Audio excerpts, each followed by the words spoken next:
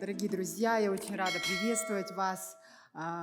Хочу сказать всем огромное спасибо, потому что это такое важное событие для нашего народа, для Астаны, провести такой фестиваль Байкамаз. Я тоже являюсь одним из организаторов этого фестиваля. Честно скажу, было сложно собрать всех, было очень много таких препятствий, но сегодня мы видим, насколько масштабно проходит этот фестиваль. Хочу сказать нашим ученым большое спасибо, нашим аксакалам, которые нас поддерживают, молодых. И сегодня хочется рассказать о некоторых моментах, потому что долго не буду затягивать свое выступление. На своем опыте хочу сказать такую вещь, что я занимаюсь исследованием антропологии пищи уже 15 лет. То есть я, как ученый, ровно 8 лет писала статьи, писала книги, была руководителем научно-исследовательского института. И мои статьи все это время переписывались с одной полки на другую, и никакого результата не было. То есть просто статьями я не приносила никакую пользу. И ровно в 2018 году я начала полностью все свои научные исследования внедрять в практику и начала работать с бизнесом. Сейчас я работаю только в тандеме науки и бизнеса. Мы, как ученые, в тандеме с бизнесом создаем новые решения, новые направления. И одним из таких направлений – это внедрение казахской кухни в систему общественного питания. Есть хорошие результаты. За это время мы открыли более 25 проектов, получили более 45 научных патентов. И все эти научные патенты, и все эти проекты в сфере ресторанного бизнеса, в сфере общественного питания мы внедрили. Когда еще в 2017 году я ходила со своими статьями и книгами и говорила, насколько богатая, насколько уникальная казахская кухня, мне никто не верил. Все говорили, казахтарда тамақ жоқ, тек қана бес бармақпен, бауырса казахтар тек қана ет жейді. Нет, это неправильно. На сегодняшний день мы восстановили более 1500 рецептов казахских блюд. И на основе локальных продуктов мы сделали патенты на аналоги черного чая, на аналоги перца, на аналоги кофе, и так далее. Я долго могу об этом говорить. И также мы изучаем и сам кымыз, и саумал. Сейчас я являюсь послом доброй воли в области кулинарной дипломатии. Мы развиваем гастродипломатию в Казахстане. И один из наших первых проектов – это ресторан «Сандык», кофейня «Тары». Я являюсь автором этого проекта. И наша цель была показать Казахстану и всему миру, насколько богата наша кухня. Сейчас вы, наверное, видите, сколько ресторанов открывается в Казахстане с казахской кухней. Но сейчас, конечно, идет, все друг друга копируют, но это понятно. Поэтому сейчас, наверное, наступило время, когда мы должны нашу гастрономию поднять на другой уровень, создавать новые направления гастрономии, создавать новые отечественные продукты. И Байкамаз действительно, конечно, немного обидно, что мы устроили соревнования среди фермеров. Хотя это праздник, Байкамаз, Кымыз Мұрындық, он должен быть как народный праздник. И все фермеры должны просто собраться и праздновать этот праздник. Праздник первого кумыса, праздник кымыза. Потому что кымыз – это напиток, не просто напиток, это наша философия, это наша традиция. И именно кымыз, мы народ молока. Мы никогда не пили коровье молоко, мы пили верблюжье, козье, овечье, кобылье молоко. Мы встречаем год со словами «ақ болсын», «ақ мол болсын». Но, к сожалению, когда мы только начинали проект Байкамаз, нам привозили кымыз, мы проводили анализы. Кто-то упаковывал в бутылку из-под Кока-Колы, кто-то закатывал в банки из-под абрикосового сока. А почему? Почему вот так вот было? И почему у нас туристы боятся пить кымыз? Кымыз, все мы знаем, он никогда не вызывает расстройства желудка, он никогда не вызывает расстройства кишечника. Это гигиена. В первую очередь гигиена. Нарушена гигиена с момента дойки. И вот мы, наши ребята, ровно 50 ферм, которые сегодня участвуют у нас, ребята объезжали каждую ферму, работали с каждой фермой, чтобы была правильная гигиена, чтобы была правильная упаковка, чтобы все это фиксировалось. И, к сожалению, ни один фермер у нас не сертифицирован. Хотя да, мы говорим, что у нас есть стандарты качества, это все есть. Но мы не можем весь хумус Казахстана засунуть в один стандарт, который еще был написан. В какие года Бахджанага? Я точно не помню, но стандарт же есть, вот он написан, но мы не можем, потому что мы все знаем, север, юг, запад, восток, в каждом регионе Казахстана у нас хумус отличается по своему вкусу. Это трава, это вода, это климат. Это все влияет на качество хумуса. Поэтому сейчас мы должны работать не на стандартах. Мы не должны разрабатывать прям стандарт, мы должны сегодня разработать знак качества. Вот. И один человек в поле не воин, только мы все, объединившись, можем создать этот проект. Сейчас у нас есть команда. У нас есть команда, ученые, практики, технологи. Мы начали работать. Я лично езжу по многим странам. Вот недавно была в Италии, во Франции. У них есть знак качества. Вот направление в Италии Slow Food. Вот Татешка, да, у нас является активисткой в этом направлении. Это чисто, локально и честно. Это когда ты заботишься о том, что будет твоя лошадь кушать, на какой земле она будет пастись и что в конце она тебе даст. Вот это направление, этот знак качества, это не халяль. Ну, пока у нас рабочее название «Адал», ну, это мы так назвали, я думаю, еще нужно будет над этим поработать. Вот наша цель работать, именно создавать знак качества не только для хумуса, но и для других локальных продуктов. Сохраняя рецептуру, но внедряя новые технологии, мы сегодня должны это развивать. Сегодня сейчас ровно в час начнутся наши мастер-классы на большой сцене.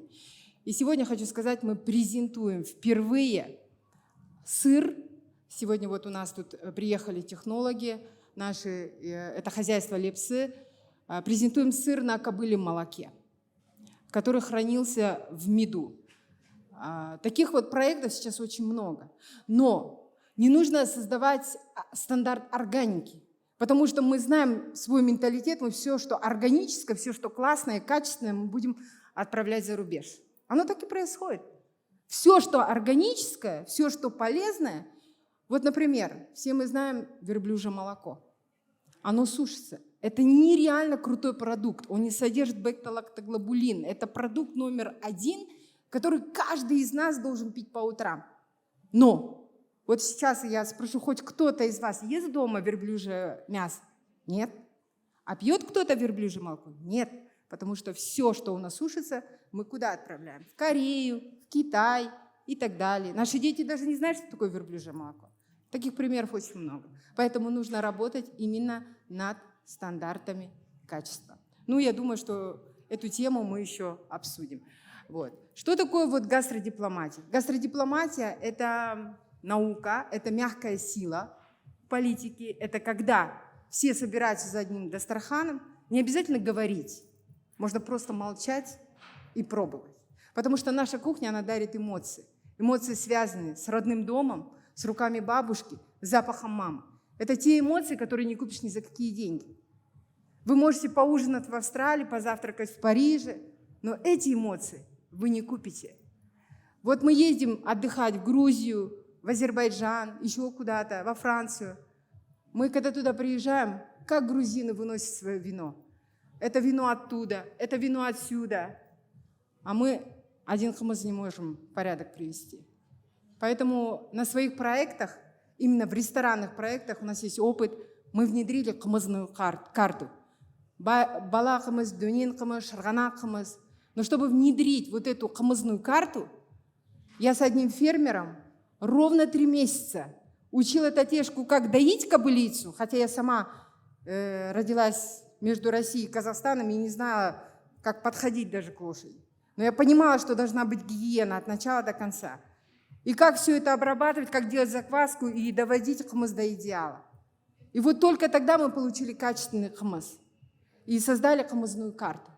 И сейчас хумус, нам не нужно ограничиваться только напитком. На основе хумуса можно делать очень много разных других продуктов, потому что хумус и салмал – это генетический маркер номер 1. И сейчас в ресторанах, если я мариную мясо в хумусе, Я, например, мариную қойдың қабырғасы. У меня этот қойдың қабырғасы за неделю в топе продаж. На следующую неделю я мариную в қымызе жылқының қазысын. Қойдың қабырғасы не продается, продается жылқының қазысы. Почему? Потому что қымыз является генетическим маркером. Человек, попробовав один раз, его тянет кушать его снова и снова. И таких примеров очень много. Сегодня, используя саумал, қымыз, можно создавать целые направления кулинарии. Целые направления, открывать целые рестораны. И это все работает, и на этом можно зарабатывать. Вот вчера буквально вот на том столе, на маленьком столе, презентовали косметику на основе қымыза, саумала. И говорили, что технология это все сделано в Корее, и мы привезли в Казахстан. Это круто. Но почему мы тут не делаем? Мы же можем использовать наши технологии и создавать. Сейчас у нас есть большой грант с Министерства сельского хозяйства. Мы просто с зубами выбили его в том году по переработке верблюжьего молока. И сейчас мы работаем над тем, чтобы создавать направление космецевтики, использовать питание и так далее. Вот. И я уже ушла от своей темы немножко, но суть в чем? В том, что қымыз сейчас, и қымыз, и саумал в современной гастродипломатии и в современной гастрокультуре можно развивать в разных направлениях. Таким образом, развивать агротуризм, развивать гастротуризм. И в первую очередь мы вместе должны разработать именно стандарты качества, знак качества. Потому что у нас сейчас для этого абсолютно есть все. И большое будущее. Рахмет.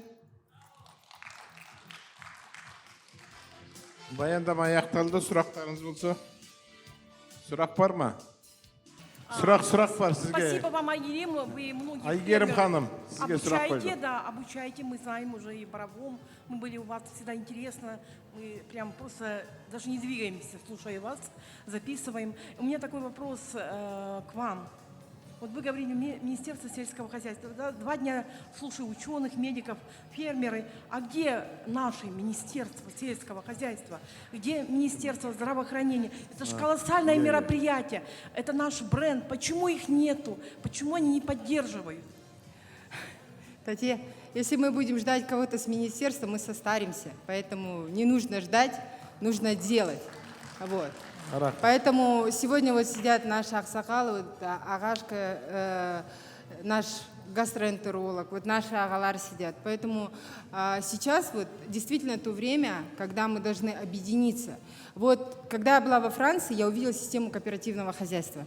Объединяются в кооперации. Когда я поехала в Мангыстау и сказала нашим верблюдоводам, давайте объединяться в кооперативы, не бойтесь. Сейчас время пришло, у нас кооператив, как привидение летает вообще в сельском хозяйстве. Нету кооператива. А кооператив – это шикарная вещь, когда ты экономишь на персонале, когда ты экономишь на оборудовании, когда ты экономишь на многих других вещах. Объединившись, ты можешь создать крутой продукт. Вся Италия, вся Франция так работает. А мы хорхамы, что у нас что-то заберут или где-то обманут, или там еще что-то сделают. Не нужно бояться, нужно делать, просто делать. И будет хороший результат. Вот когда я начинала открывать рестораны казахской кухни, мне сказали, в Чимкенте первый ресторан был, мне сказали, ты что, с ума сошла? За 5000 бешбармак продаешь на Таукихана. У нас в Чимкенте за 5000 можно неделю кушать. Я говорю, я не продаю бешбармак за 5000 тенге. Я за 5000 продаю эмоции, связанные с бешбармаком. Это качественное мясо, это качественный продукт, и я его продам и за 10, и за 20, и за 30 тысяч. И вы у меня его купите. Вот Ой, рахмет, Айгерим ханым, тағы сұрақ бар. Бір сұрақ емес, бір предложение есебінде.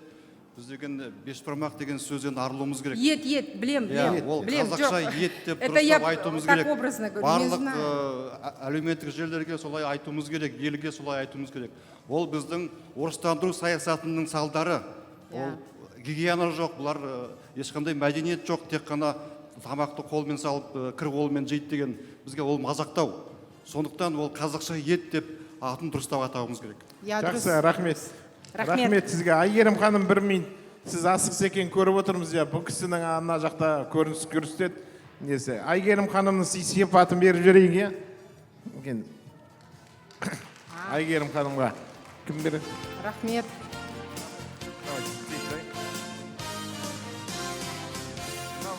Әдемай фирмасы жақсы баяндама жасағаны үшін сізге беріліп жатыр міне.